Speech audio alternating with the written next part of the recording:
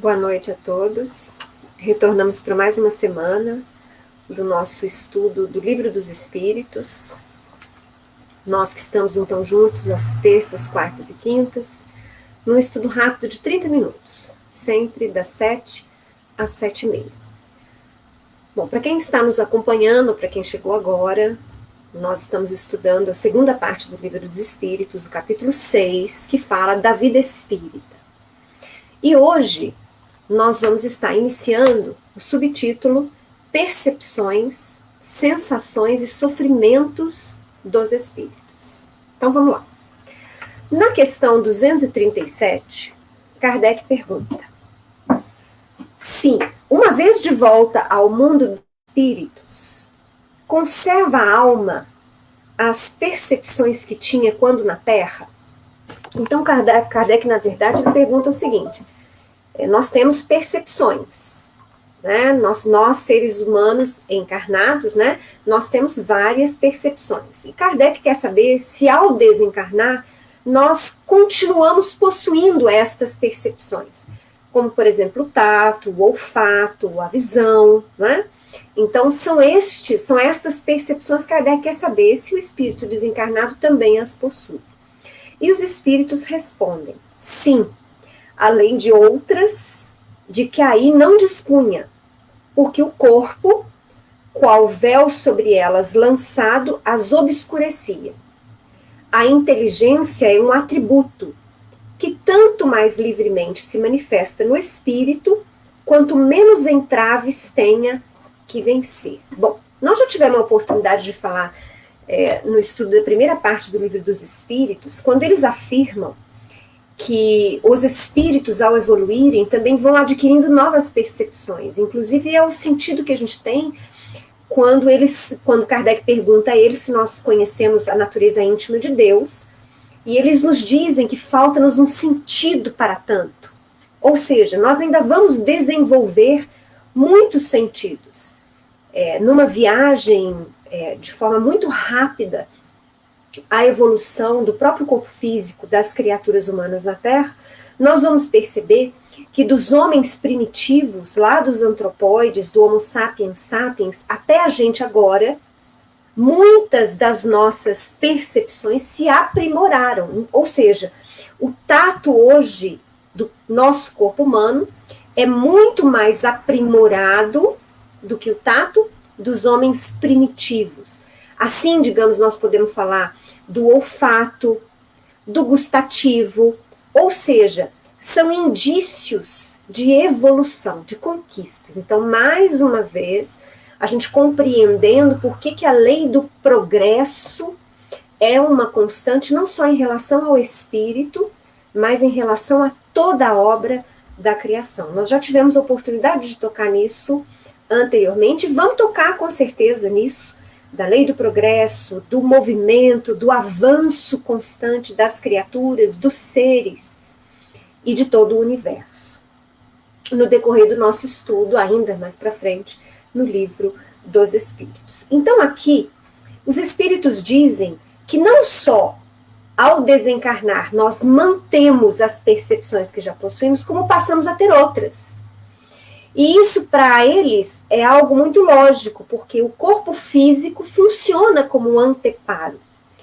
É uma imagem bastante simplista, mas que ajuda um pouquinho a elucidar o que é esse papel do corpo físico. Imaginem vocês que eu, espírito, vou reencarnar.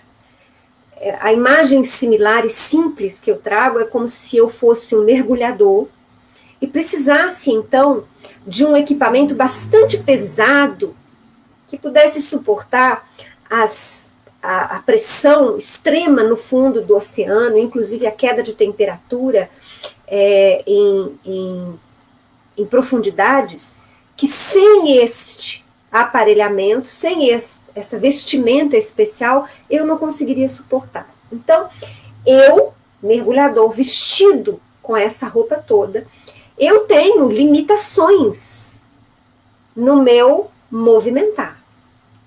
Outra imagem também simplista no mesmo sentido, né? O homem, os astronautas, quando vão pisar na Lua, quando vão nas viagens espaciais e precisam fazer algum concerto fora das suas naves, a gente vê isso nos vídeos e nos filmes, né?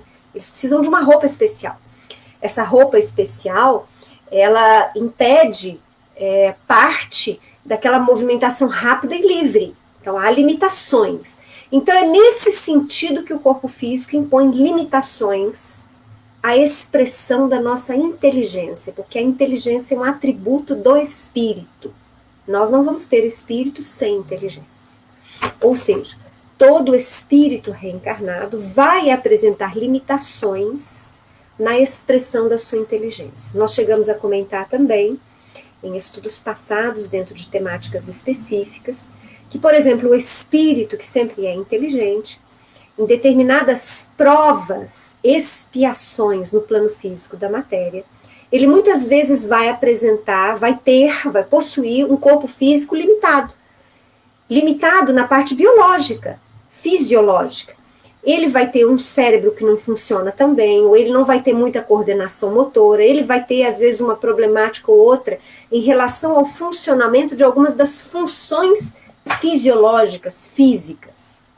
Só que aquilo é temporário, aquela limitação é temporária. Nós conversamos sobre isso. Aquilo, na verdade, é uma lição, é uma expiação necessária para que ele aprenda alguma lição que ele não soube apreciar anteriormente. E aí, terminada essa trajetória física, terminada essa reencarnação, com as suas limitações fisiológicas, após a morte do corpo físico, o espírito retoma integralmente as suas conquistas no plano da inteligência, da movimentação, enfim. É sempre uma internação temporária. Então vejam só que fica muito clara essa lógica que os espíritos nos apresentam. Quando reencarnados, o corpo físico funciona, e aí funciona como protetor também, querendo ou não, mas ele funciona como, digamos assim, como que eu vou dizer? Qual é o sentido que eu quero falar para vocês? Como se ele limitasse a nossa expansão. E muitas vezes a limitação dessa nossa expansão da nossa inteligência, muitas vezes é exatamente o que nós precisamos para nos reencontrarmos ou para retomarmos o caminho que anteriormente nós abandonamos. Muitas vezes é necessário ao espírito a restrição da sua liberdade, no caso aqui a liberdade física, para que ele possa valorizar tudo aquilo que ele possui. Então, ao chegar no plano dos espíritos, geralmente nós vamos expandindo as nossas percepções. Mas vamos continuar. Kardec pergunta na questão 238. São ilimitadas as percepções e os conhecimentos dos espíritos? Numa palavra, eles sabem tudo? Bom, vamos ler a resposta e depois a gente faz os comentários de sempre. Respondem eles: quanto mais se aproximam da perfeição, tanto mais sabem. Se são espíritos superiores, sabem muito. Os espíritos inferiores são mais ou menos ignorantes acerca de tudo. Bom, nós já vimos anteriormente também que quando do início dos estudos metódicos de Kardec sobre as mensagens dos espíritos, quando ele então se incumbiu de fazer a compilação do material que lhe chegava, das reuniões em que ele próprio muitas vezes participava, ele teve uma percepção, e está lá grafado em O que é o Espiritismo, em A Gênese, e em vários outros livros, ele mesmo fez a conclusão de que deste contato com os espíritos, ele havia percebido uma coisa muito significativa, que era que existem espíritos nos mais variados graus de evolução intelecto-moral. Ou seja, vale dizer, ele havia se comunicado, e os espíritos haviam se comunicado com ele, com incontáveis números de grupos mediúnicos. Então, estes espíritos, ele havia percebido que havia espíritos cuja fala, cuja moral expressava e era atinente com a moral do Cristo, mas também tinha espíritos bastante infelizes que estavam na contramão das lições do Cristo. das comunicações, ele percebeu que havia espíritos com relativa facilidade no plano espiritual e havia espíritos bastante infelizes ainda no plano espiritual. Então ele teve a seguinte conclusão, que os espíritos, eles não são a princípio reveladores absolutos, não. Conversar com os espíritos, ouvir deles o seu relato, apreciar as comunicações que eles trazem, devem trazer para todos nós uma, vamos dizer assim, uma proposta de estudo e de análise cuidadosa. Ou seja, nós não podemos dar carta branca aos espíritos que se comunicam, ou que escrevem, ou que se manifestam. São eles homens desencarnados, ou seja, nós devemos necessariamente apreciar e analisar a mensagem que eles trazem, o exemplo que eles nos trazem, para que a nossa razão, o nosso bom senso nos diga se são eles espíritos bons ou se são eles espíritos imperfeitos, ainda eivados de dificuldades, de imperfeições e de falhas. Então, um alerta, né, para todos nós espíritas, e aí eu costumo dizer nos grupos de estudo, por que a necessidade do estudo do Livro dos Espíritos, do Pentateuco da codificação kardeciana, e para que possamos continuar estudando sempre os livros que são publicados diariamente, em grande volume. Nós precisamos conhecer a base, firmar as nossas conceituações, as nossas compreensões sobre aquilo que estudamos na base, para que nós possamos analisar todo o resto que nos chegue à mão. Porque não duvidem, a doutrina espírita é dinâmica, ela necessariamente tem de ser assim. Porque nós não estamos tratando da verdade absoluta, nós estamos tratando de parcelas de verdade com as quais nós podemos lidar. Nós encarnados e espíritos desencarnados. Então, é mais do que natural, diante do progresso incessante, que também as informações dos espíritos sejam prestadas à medida em que vamos evoluindo. Mas aqui, nessa resposta dos espíritos, também me chamou muita atenção quando eles falam que são espíritos superiores, sabem muito. Eles não falaram sabem tudo, percebam. Uma das coisas que mais me encanta na doutrina espírita é esse sentido de que nós não somos melhores, de que nós não temos a verdade absoluta. Nós somos estudiosos, nós somos buscadores. Nós, quando eu falo, nós espíritas, espiritualistas, nós somos buscadores. E na medida em que buscamos, estudando, experienciando, pesquisando, nós vamos descortinando véus e tomando contato com esclarecimentos às grandes questões que nós trazemos. Mas veja só, a doutrina espírita não se diz a ideal, nem mesmo a melhor. Todas as religiões têm o seu trabalho, o seu caminho, trazem a parcela de contribuição no campo da seara de amor, que tem como mestre maior Jesus. Então aqui, vejam só, os espíritos superiores, que nós poderíamos dizer, por exemplo, foram eles responsáveis, né, alguns deles responsáveis pela obra da codificação, não sabem tudo. São também eles buscadores. São também eles estudiosos e experienciadores na seara do Cristo. Mas e quem saberia tudo? Deus. Deus é a verdade absoluta. Mas e Jesus? Jesus é nosso mestre, é o espírito de maior sabedoria e amor na Terra. Nós poderíamos dizer que ele está quase ciente da verdade absoluta. Mas por que se diz quase, Cristiane?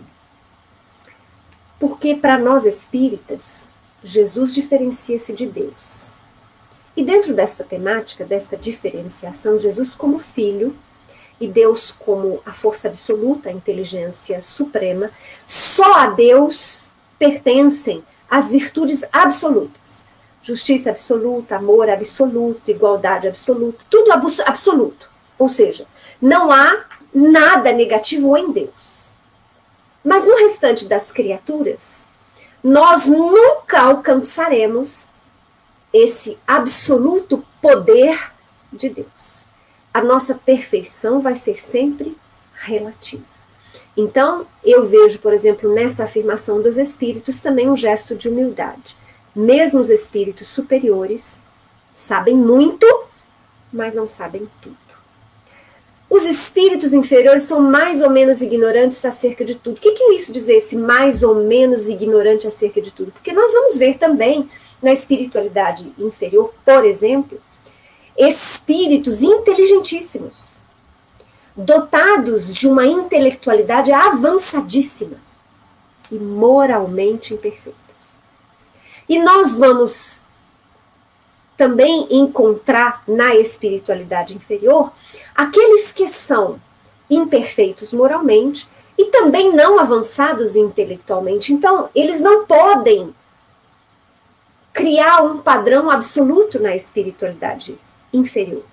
Mas quando é que deixa de considerar-se, então, na espiritualidade inferior? Quando você tem já, vamos dizer assim, um padrão médio, tanto de avanço intelectual, quanto de avanço de moralidade, ou quando, apesar de não tão desenvolvido intelectualmente, moralmente, você já avançou. Olhem só. Você vai ter muita inteligência, pouca moral na espiritualidade inferior. Mas, quando se vê muita moralidade, muita capacidade de amar, de perdoar, de doar-se, bondade intrínseca do ser, e pouco avanço intelectual, nós não vamos ter mais a espiritualidade inferior. Nós já vamos ter aí espíritos na carreira mediana, porque a capacidade de amar, de doar-se, de servir, a humildade, a tolerância, o respeito às criaturas e a toda a criação, tudo isso é um diferencial que nos faz avançar como espíritos. Nós não vamos encontrar nos espíritos superiores nenhum espírito avançadíssimo moralmente e sem intelectualidade, não. Porque eles já estão numa parcela superior em que subentende-se que há uma conquista muito grande nas duas frentes de trabalho, intelectual e amorosidade, moralidade. Agora, em relação aos planos inferiores, nós vamos ter uma multiplicidade de características. Em relação aos planos medianos, onde nós nos encontramos certamente, nós também vamos encontrar uma amplitude de variantes entre cada um de nós. Mas vamos continuar. Na questão 239, Kardec pergunta: conhecem os espíritos o princípio das coisas? Quer dizer, será que os espíritos desencarnados sabem como é que tudo iniciou? E a resposta de Kardec: conforme a elevação e a pureza que hajam atingido. Os de ordem inferior não sabem mais do que os homens. Então vejam só, em relação ao princípio das coisas, o que vai ditar muito este conhecimento mais amplo ou mais restrito é a evolução do espírito. Não foge muito das elucidações que eles nos fizeram na primeira parte do Livro dos Espíritos, quando eles disseram que para que nós para que nós possamos, como é que eu vou falar? Conhecer a natureza íntima de Deus, falta para nós um sentido, ou seja, a gente tem que avançar. Então, eles estão dizendo que espíritos mais avançados têm uma noção mais exata da natureza íntima de Deus. E aqui eles estão nos dizendo que para que o espírito saiba o princípio das coisas, como inicia o princípio inteligente criado pelo Pai? Em que hora, em que ponto? Como prossegue? Como é que os universos se formam nos planos espirituais e nos planos materiais da vida? Porque, por enquanto, no plano físico, nós temos muitas teorias, muitas pesquisas, mas nenhuma, por enquanto, absoluta. Apesar de valer para muitos, né, que a teoria do Big Bang, né, seria hoje a principal acerca do início do universo, existem muitos cientistas que no campo da teoria já dizem que esta teoria do Big Bang apresenta vários problemas insolúveis, dizendo e indicando que ela já não mais responde com certeza a como teria sido o início do nosso universo. Ou seja, a ciência vai continuar pesquisando. Então, vejam só, nos planos espirituais, assim também funciona. Espíritos medianos sabem tanto quanto nós, que estamos encarnados. A ciência nos planos imateriais, ou seja, nos planos espirituais, também continua com os seus estudos, as suas pesquisas. Uma vez que nós já falamos aqui várias vezes que a vida no plano espiritual é uma vida muito similar à do plano material. O homem continua buscando aprimoramento, conhecimento, entendimento e respostas às suas questões. Mas que na medida em que o espírito evolui, ele vai tomando maior contato em relação a esclarecimentos, em relação a entendimentos acerca de tudo, inclusive sobre o princípio das coisas. Bom, na questão 240, Kardec pergunta: a duração, os espíritos a compreendem como nós? Ou seja, será que os espíritos, eles têm essa noção de tempo como nós temos? Como que é essa percepção de tempo? E os espíritos respondem, não. E daí vem que nem sempre nos compreendeis, quando se trata de determinar datas ou épocas. E aí Kardec faz um pequeno comentário. Diz Kardec: os espíritos vivem fora do tempo como o compreendemos. A duração para eles deixa, por assim dizer, de existir. Os séculos, para nós tão longos, não passam aos olhos deles de instantes que se movem na eternidade, do mesmo modo que os relevos do solo se apagam e desaparecem para quem se eleva no espaço. Tirando esta informação que nós temos bem nítida no Livro dos Espíritos, dizendo que o tempo, essa percepção do tempo é diferenciada entre encarnados e desencarnados, vale a pena nós mais uma vez ressaltarmos que há muitas variantes em relação aos planos espirituais. Como Kardec, era praticamente impossível que o Livro dos Espíritos constasse todas as possíveis diferenças entre os níveis variados dos espíritos, cuidaram os espíritos responsáveis pela codificação de generalizar. Então nós vamos ter sim, por exemplo, uma dificuldade muito grande de apreensão do tempo para os espíritos nas zonas inferiores espirituais. Mesmo no umbral grosso e médio, nós vamos ver relatos como de André Luiz, no livro Nosso Lar, que ele não sabia muito tempo, que ele não sabia quanto tempo ele havia permanecido naquelas condições tão tristes do período que ele atravessou ainda no umbral. Mas tirando isso, nós vamos ver já após o socorro de André Luiz, já na colônia Nosso Lar, e já depois integrado nos serviços de socorro, de amparo, na Câmara de Regeneração ou depois nas equipes, porque ele estava se instruindo. Nós vamos ver nos demais livros que nos trabalhos assistenciais em especial, que são aqueles em que os espíritos vêm das esferas espirituais, a fim de auxiliar os encarnados, para estes espíritos, no trabalho assistencial, o tempo é similar. Nós vamos ver a apreciação deles do dia, da tarde e da noite, com a diferença de que muitos deles não sentem tanto cansaço físico quanto nós encarnados. Então, muitos dos espíritos já dispensam as muitas horas que nós precisamos dedicar ao sono físico. Então, o que eu quero dizer isso? Que nessa questão, Kardec teve a necessidade, pelos espíritos, de generalizar. Então, via de regra, os espíritos não têm a mesma percepção da contagem do tempo que nós encarnados temos.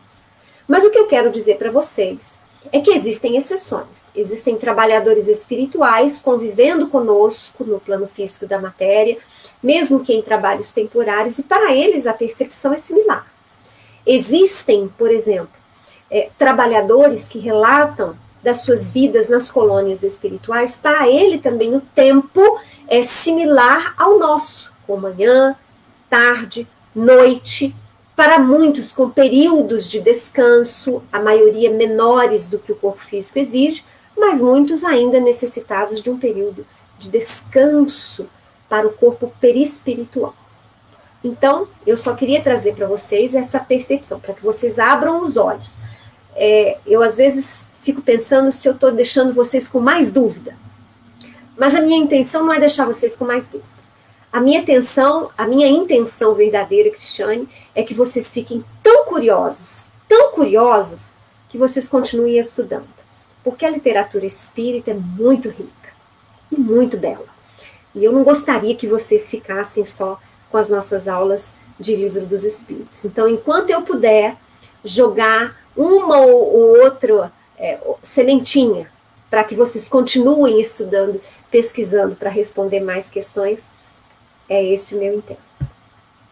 Mas vamos continuar, acho que dá para ver mais uma questão, antes da gente encerrar a nossa meia horinha. Kardec, na questão 241, pergunta: os espíritos fazem do presente mais precisa e exata ideia do que nós? Ou seja, os espíritos percebem a importância do agora, do hoje, mais do que nós? Eles têm olhos mais atentos para o hoje, para as nossas experiências do hoje? Olha como é importante essa pergunta para todos nós. E Kardec obtém a seguinte resposta dos espíritos: do mesmo modo que aquele que vê bem faz mais exata ideia das coisas do que o cego. Os espíritos veem o que não vedes. Tudo apreciam, pois, diversamente do modo por que o fazeis. Mas também isso depende da elevação deles. E aí, mais uma vez, nós vamos ampliar o nosso olhar para essa resposta. Nós não estamos falando só do ver com os olhos, do ver imagens. Então, isso é real. Então, os espíritos desencarnados, em consonância com a sua evolução, ao olharem para nós encarnados, eles visualizam não só o nosso corpo físico, mas as condições do nosso perispírito, as condições das nossas vibrações, o que vai dizer, não dá para a gente enganar eles, não. Os espíritos superiores, eles têm essa visão. E muitos deles, quando em trabalho assistencial, vêm em nosso auxílio, eles conseguem, inclusive, ver as nossas formas de pensamento. Ou seja, as imagens que nós estamos plasmando com os nossos pensamentos, com as nossas vibrações. Então, olha só como eles veem. Mas essas imagens que ao espírito desencarnado é possibilitado visualizar não são todos.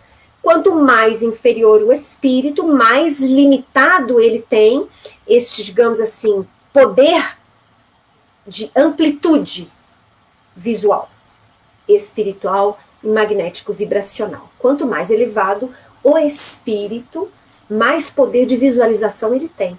André Luiz, inclusive, relata em algumas de suas obras, quando ele é acompanhado de certos instrutores espirituais em atendimento a um ou outro encarnado, e muitas vezes doentes, fisicamente doentes, então ele diz, a eles era possível inclusive entrar como se fossem eles dotados de verdadeiros maquinários ópticos, vamos dizer assim, que eles poderiam enxergar não só o órgão que estava apresentando desequilíbrio, mas visualizar a circulação sanguínea, as células desarmônicas e em desequilíbrio. Vejam só, sem nenhum aparelho. A visão do espírito. Mas não são todos.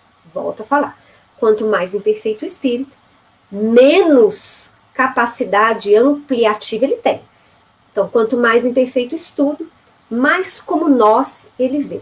Mas o que eu queria ressaltar também nessa resposta é que, para mim, os espíritos não estão falando só dessa capacidade de visualizar imagens, de ver imagens. Eles estão falando também do ver no sentido de perceber, de ser perceptivo a tudo o que acontece.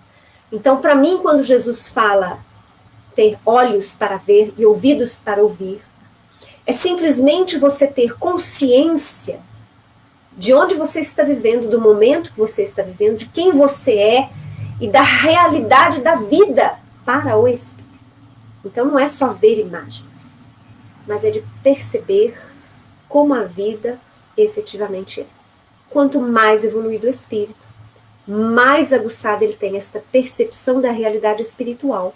Então mais aguçado ele vai ter a sua análise das situações, da própria vida, com as suas felicidades, com as suas infelicidades, os sucessos e os insucessos. Quanto mais inferior o espírito, mais, digamos assim, fácil é para ele desesperar-se ou empolgar-se em demasia, variando muito ao sabor destas circunstâncias que para os espíritos talvez sejam simples momentos passageiros.